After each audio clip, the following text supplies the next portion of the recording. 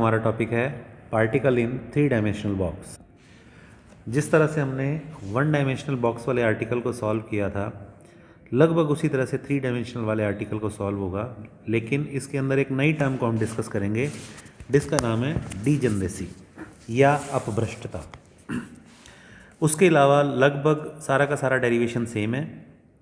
अब हमने एक 3 डायमेंशनल बॉक्स लेना है जो 0 से लेके XYZ पैरामीटर के बीच में बंधा हुआ है या ABC डायमेंशन के अंदर बंधा हुआ है। तो हमने एक घन की कल्पना करनी है जिसका मूल बिंदु 0 0 0 पे है और जिसकी तीनों भुजाएं A, B और C हैं।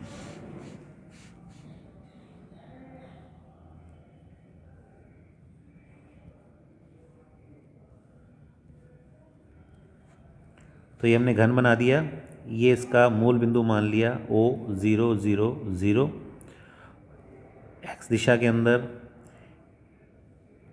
ये A है, मान लिया। ये हम y दिशा मान लेते हैं। इसके अंदर डिस्टेंस b के बराबर है और ये z डायरेक्शन है जिसके अंदर कोऑर्डिनेट c के बराबर है।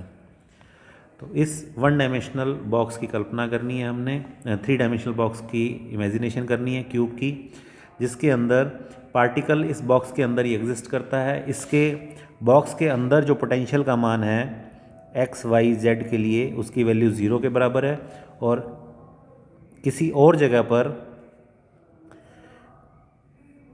ये इनसाइड बॉक्स पोटेंशियल की वैल्यू 0 और आउटसाइड बॉक्स पोटेंशियल का मान इन्फिनिटी के बराबर है। इसका मतलब जो पार्टिकल होगा वो इस बॉक्स के अंदर ही एग्जिस्ट करेगा। जैसे ही बाउंड्री के पास पहुंचेगा इसके ऊपर फोर्स लगेगा जिसके कारण वापस पार्टिकल बॉक्स के अंदर ही आ जाएगा। तो सबसे पहले हम टाइम इंडिपेंडेंट श्रोडिंगर इक्वेशन का यूज़ करते हैं। Del square psi plus 2m/h² E minus v psi is equal to 0। अब साई को हम XYZ का फलन है, तो इस समीकरण को दोबारा लिखेंगे तो ये आएगा del square psi upon del x² plus del square y upon del y² plus del square psi upon del z²। v का मान हमें पता है बॉक्स के अंदर 0 के बराबर है, तो plus 2me/h² psi is equal to 0। अब हम इस इक्वेशन को सॉल्व करने के लिए साई XYZ को x y और z का फलन मानते हैं। यानी इसको x into y into z के बराबर है, जहाँ पे x जो है वो x का फंक्शन है, y जो है वो केवल y का फंक्शन है और z है वो केवल z का फंक्शन है। इसको बोलते हैं separation of variable method.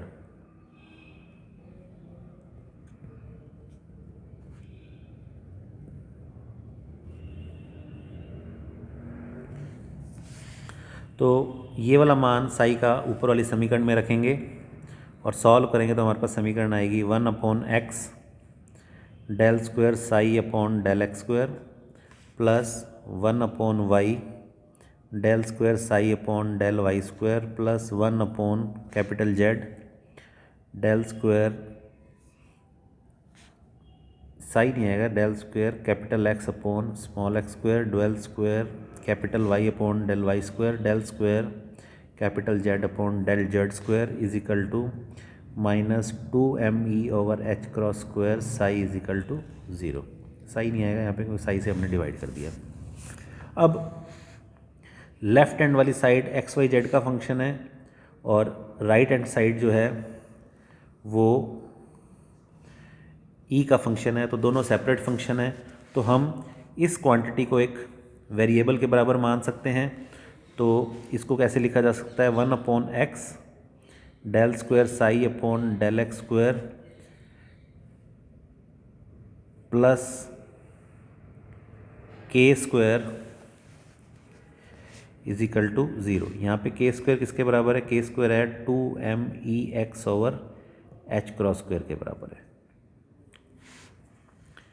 Solve कर लो, del square psi upon del x square, del square capital x upon del x square plus k square capital x is equal to 0। तो यहाँ से कैपिटल एक्स की वैल्यू आ जाएगी, सोल्यूशन निकालेंगे, boundary conditions लगाएंगे, जैसे हमने वन डायमेंशनल बॉक्स में सॉल्व किया था वैसे सॉल्व करेंगे तो इसका मान आ जाएगा 2/a under root sine n1 pi x by a where n1 is equal to k x a upon pi. इसी तरह से y फंक्शन को अगर सॉल्व करें, del square capital y upon del y square plus k square, यहाँ k x था तो यहाँ पे k y capital y is equal to 0।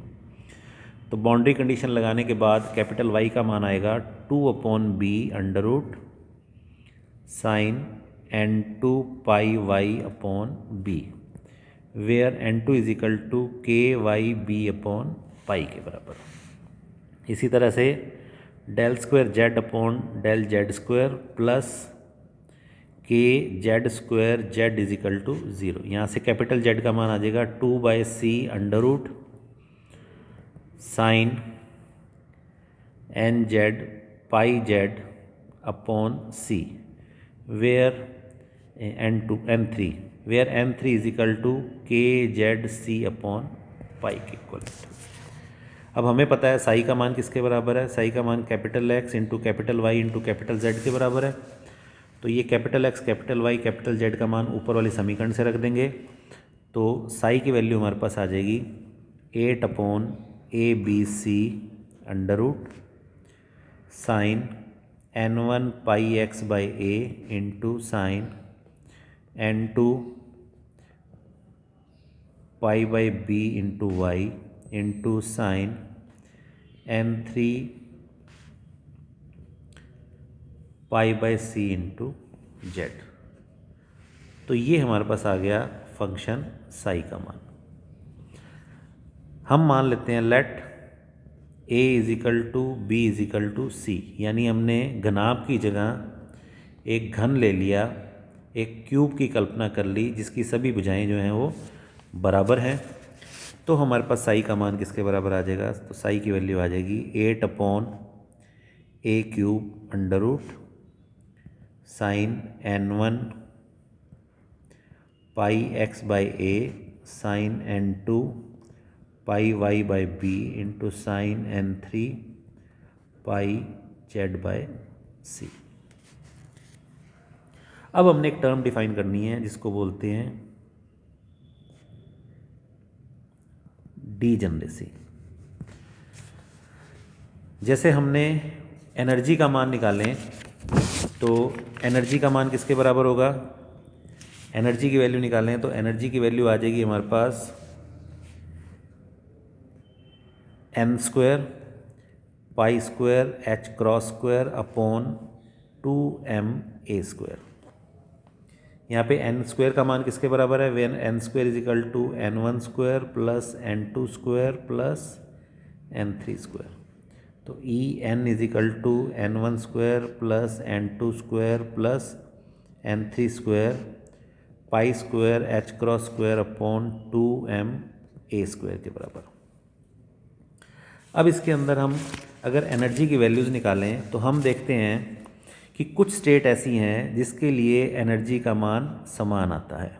For example जैसे हम एक सेट लें n1 n2 n3 का मान n1 n2 n3, अगर हम लें 1 1 2 या 1 2 1 या 1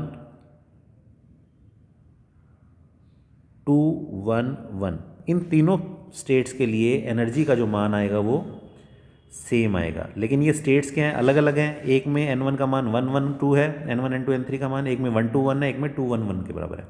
अर्थात इन सभी स्टेट्स के अंदर ऊर्जा का मान समान है लेकिन ये स्टेट्स अलग अलग हैं। तो ये सारी जो स्टेट्स होंगी ये डीजेनरेटेड स्टेट्स या अपभ्रष्टता, इसको बोलते हैं अपभ्रष्टता या डीजेनरेटेड स्टेट्स कहते हैं।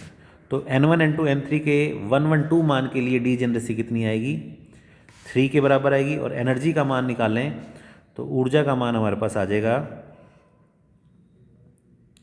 1+1+4 pi square H cross square upon 2m a²। तो ये आ जाएगा 4×6 pi square H cross square upon 2m a²।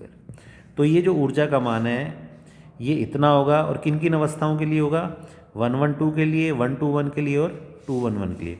तो इसको डीजनरेसी या अपभ्रष्टता कहते हैं। तो अपभ्रष्टता वो सारी वैल्यूज़ हैं, वो सारी अवस्थाएं हैं जिसमें ऊर्जाओं के मान जो होते हैं वो समान होते हैं। तो जितनी उस कॉरस्पॉन्डिंग एनर्जी के रिस्पेक्ट में जितनी स्टेट्स पाई जाएंगी उसको उतनी डीजनरेसी, उस स्टेट की उतनी डीजनरेसी कहेंगे।